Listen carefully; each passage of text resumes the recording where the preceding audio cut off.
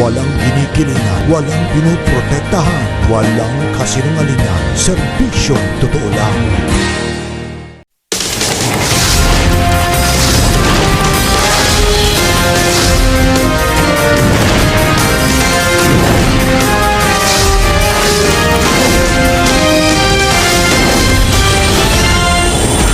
Magandang tanghali po. Oras na para sa mainit na balita.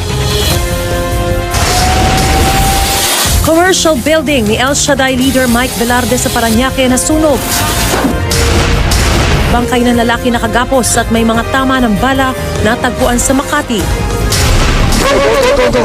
Exclusive. Mabutikang iligal na nagbebenta ng prescription drugs, sinalakay ng PIDEA. Nanay sa General Santos City, hinihinalang ginahasa bago pinatay. Ang suspect, kaniyang ka-live-in. Sa California, sa Amerika, kotse tinangay na rumaragas ang putik.